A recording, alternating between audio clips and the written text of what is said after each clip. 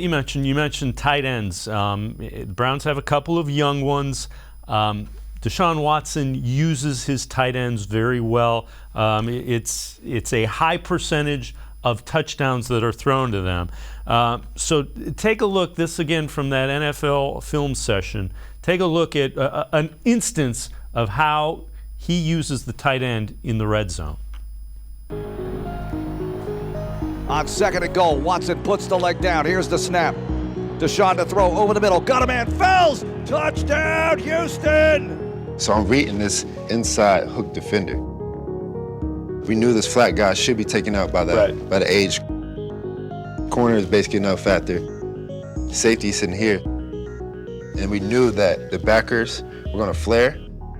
So if I ever feel the backers just kind of flaring, I'm just going to dot them. The Chiefs decide to go zone everything up. Fells just got himself in the end zone, turned around, showed the 8 and the 7 to Deshaun Watson, and boy, was he quick with the read and quick with the delivery. And Jeff, Darren Fells played here.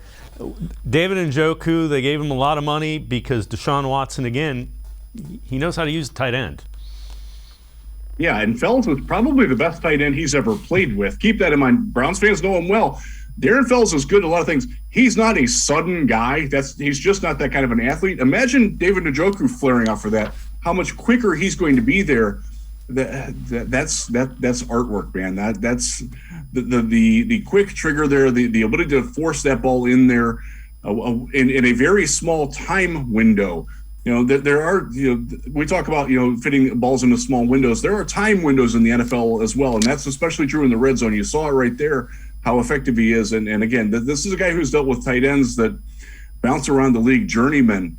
Fells, who, I personally, I'm a big fan of Darren Fells. I covered him in all 3 teams that he's been with throughout his career. Really good guy, really good player, but he's not a dynamic or sudden athlete.